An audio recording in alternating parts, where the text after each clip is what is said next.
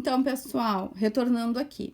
Quando a gente tem uma solução que ela tem mais concentração de soluto que a outra, a gente tem uma solução hipertônica. Quando a gente tem uma solução com menos soluto que a outra, a gente tem uma solução hipotônica. Quando a gente tem duas soluções iguais com a mesma quantidade de solvente e de soluto, nós temos uma concentração isotônica, que quer dizer igual. Igual, tá? Elas são idênticas, ok? Bom, aqui embaixo vai mostrar para nós que essa passagem de substâncias, ela podem acontecer de várias formas no nosso organismo, nas nossas células. A gente tem 3 tipos básicos, tá? De transporte. O passivo, o ativo e o ativo em massa, tá? E agora a gente vai entender todos esses transportes. Então, o transporte passivo, a principal característica dele é que ele não ocorre consumo de energia. Então, para transportar essas substâncias, a célula não vai gastar energia. As substâncias vão passar de forma mais simples, mais livre pela célula, tá? Sem gastar energia. Nós temos 2 tipos de transporte passivo: difusão simples e difusão facilitada. Como é que acontece a difusão simples? As substâncias vão atravessar a bicamada lipídica, simplesmente assim, tá? A favor do gradiente. Então, o meio hipertônico vai ir para um hipotônico. Olhem aqui no desenho, tá? O meio extracelular, o meio intracelular. Aqui tá hipotônico com relação aqui, ó. Aqui tá isotônico com relação... Aqui tá hipertônico e aqui tá hipotônico com relação à quantidade de substâncias. Como aqui tem mais, tá hipertônico, tem muito mais quantidade de íons do que aqui, essas partículas vão passar livremente por difusão simples, para tentar manter um equilíbrio. Como aqui tem menos, onde tem mais vai passar para onde tem menos, para manter esse equilíbrio. É só isso que acontece, tá? Um exemplo dessa difusão simples nas substâncias é o oxigênio e o dióxido de carbono. Onde tem menos oxigênio, vai entrar. Onde tem menos, por exemplo, na célula, tá? Aqui é o oxigênio, por exemplo, ok? Então, eu tenho pouco oxigênio dentro da minha célula. O oxigênio vai entrar livremente para a célula, ok? Como faz a respiração celular, aqui dentro da célula vai ter uma concentração muito maior de dióxido de carbono que aqui, fora da célula. Então, para manter o equilíbrio, o dióxido de carbono vai sair da célula livremente para a parte exterior para ser eliminado pelo corpo, tá? Então, é assim que acontece. Onde tem mais, vai ir para onde tem menos. Simples assim, atravessando a bicamada. Ok? Lipídica. Porque como é uma substância, um soluto, ele vai passar livremente. O que vai ter mais dificuldades para passar pela bicamada são os solutos, né? Os solutos não, são os solventes, que é a água, tá? Bom, depois a gente tem a difusão facilitada, que aí a gente tem as proteínas que vão ajudar nesse transporte. Então, essas proteínas são chamadas de permeases, que elas vão facilitar essa passagem das moléculas. Então, vai abrir o canal das substâncias. Também, o que vai ser o gatilho para abrir o canal? Aqui ser menos concentrado que aqui, tá? O lado externo ser mais concentrado do soluto que o meio interno. E aí, ele vai entrar para a célula, ok? Então, um exemplo de transporte por difusão facilitada é o de aminoácidos e glicose, tá? Porque a gente sempre está necessitando no nosso organismo, então a gente está sempre com menor quantidade dentro da célula.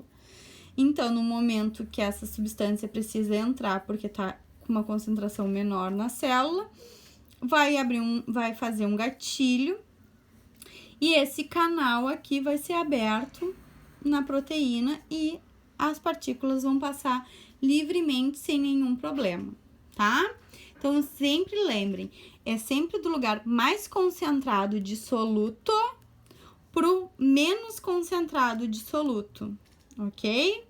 Onde tem mais partículas para onde tem menos partículas. Lembre que o solvente geralmente é a água, tá? Vamos lá para a página 53 agora, que vai dizer aqui para nós, ó, que além das permeases, a gente tem canais proteicos, que são chamados de canais iônicos, que vão possibilitar a formação de poros para a passagem dos íons, tá? Então, além desses canais aqui, ó, que a gente encontra, a gente vai ter outros canais que vão ser formados através das proteínas para essa modificação, para esse transporte de substância. Bom, outro transporte passivo, é uma coisa que a gente vive falando muito, é a osmose. Então, o que é a osmose? Tá? É a passagem de solvente, tá? Olhem lá, a difusão facilitada e a difusão simples é a passagem de soluto. A osmose é a passagem de solvente de água do lugar menos concentrado de soluto para o mais concentrado de soluto, tá? Então, a osmose, ela vai... Aqui, vou fazer aqui o desenho, tá? Eu tenho o lado externo e o lado interno. Aqui eu tenho um monte de soluto. E aqui eu tenho pouco soluto. E a osmose é a passagem de solvente. Então, eu vou passar solvente do lugar onde está menos concentrado de soluto para onde está mais concentrado de soluto, para eu manter o equilíbrio. Vocês sabem uma coisa simples que é a osmose, que muitos de vocês já fizeram com certeza, é maldade, mas já fizeram? Botar sal numa lesma, tá?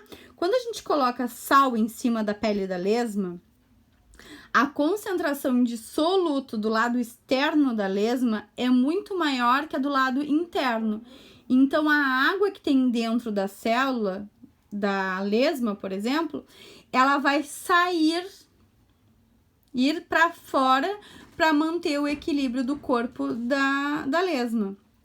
E aí, ela acaba morrendo, né, por desidratação, porque acaba saindo muito mais solvente do que deveria. Tá? Para tentar manter esse equilíbrio, de onde tem mais soluto, ter mais solvente também, tá? Então, aqui tá dizendo isso, que é a passagem de solvente da membrana semipermeável da célula, no sentido da passagem da água, é o meio hipotônico para o hipertônico. Então, onde tem menos soluto...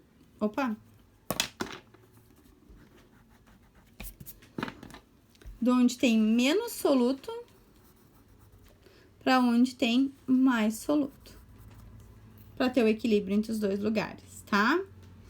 E aí, ó, a gente tem a isotonicidade, ok? Que seria o nome desse equilíbrio hídrico, tá? Aqui, ó, ao se deslocar em uma solução, ao ser colocado em uma solução hipertônica, mais concentrada de soluto, a célula perde água para o meio, murchando e perdendo sua tonicidade, tá? Ela fica murcha, fica enrugada. O processo de osmose é fundamentalmente importante nos componentes do sangue, pois possibilita o transporte de água pelas células, tá? E aí, aqui a gente tem exemplos de osmoses, ó. Estão vendo? O que acontece com uma célula? Então, aqui são umas células sanguíneas. E aqui tá falando pra nós, ó, que a concentração de cloreto de sódio no plasma sanguíneo é de 0,9. Quando as hemácias eritrócitos são colocadas numa solução hipotônica de 6%, elas aumentam de volume, porque vai entrar mais água na célula. Então, porque elas estão num lugar onde aqui fora é hipotônico, tá? Tem menos... Desculpa, gente. É hipotônico, tá? Tem menos soluto do que dentro delas mesmas, tá? Então, quando elas são colocadas num lugar assim, hipotônico, elas vão começar a ficar túrgidas. Elas vão começar, aqui, ó, esse exemplo aqui, ó, meio hipotônico. Elas vão começar a encher de água, porque dentro delas tem mais cloreto de sódio do que fora. Então, elas vão começar a receber essa água do meio externo. Ok? Ó, se o aumento em excesso em virtude da absorção de água do meio ambiente, a membrana plasmática se rompe, o conteúdo da célula extravasa, tá? Caracterizando hemólise. Então, quando a gente tem esse extravasamento da célula, a célula enche tanto de água que arrebenta, a gente tem uma situação chamada de hemólise. Hemólise, tá? Quando ela fica gorducha demais de água e explode. Quando acontece o contrário, tá? Que a célula é colocada no meio com uma concentração de soluto muito maior do que é a parte interna, que é o meio hipertônico, ela vai começar a perder água para o ambiente e ela vai começar a murchar. Tá vendo? Aqui ela começa a inchar, receber água, quando ela tá no meio hipotônico, que a concentração de sal é menor do que a dela. Aqui ela vai começar a murchar, porque ela tá no meio hipertônico, que tem uma concentração de sal, né, muito maior do que a dela. Então, quando acontece isso da célula murchar e perder toda a água de dentro dela, acontece uma situação chamada crenação, ok? Que elas murcham até perder todo o líquido. É mais ou menos o que acontece com a lesma quando a gente coloca sal nela. Ela morre por crenação, porque ela vai perdendo todo o líquido, toda a água que tem dentro do corpo. Quando a célula está num ambiente isotônico, que a salinidade aqui é a mesma, né? A quantidade de soluto aqui é a mesma que tem dentro dela, ela fica linda, maravilhosa, com a mesma quantidade, com equilíbrio. Esse equilíbrio perfeito, maravilhoso, ele não existe, tá, pessoal? A gente está sempre buscando este equilíbrio, ok? Aqui, ó, é a mesma situação numa célula vegetal. A única diferença que quando, ó, a célula vegetal é colocada numa solução hipertônica, hipertônica, em que o lado externo tem uma concentração maior que o interno, ela vai perder água por osmose e vai acontecer a plasmólise. O que é a plasmólise? A membrana celular, ela vai se descolar todinha da parede celular, estão vendo? Ó, ela vai murchar por dentro. Essa estrutura da parede celular, como é uma estrutura mais rígida, ela não vai se modificar, tá? Dentro que ela vai murchar. E aí vai acontecer essa plasmólise, tá? Quando acontece o contrário, ela tá numa solução hipotônica, que dentro dela tem mais substâncias, né? Mais soluto do que fora, acontece a desplasmólise, que é quando ela começa a ficar gorducha e túrgida, tá? É mais difícil uma célula vegetal arrebentar, porque ela tem essa membrana, essa parede celular por fora, que é para manter o controle osmótico dela, tá? E aqui é uma célula no meio isotônico, no equilíbrio, tá? Olha aqui, ó.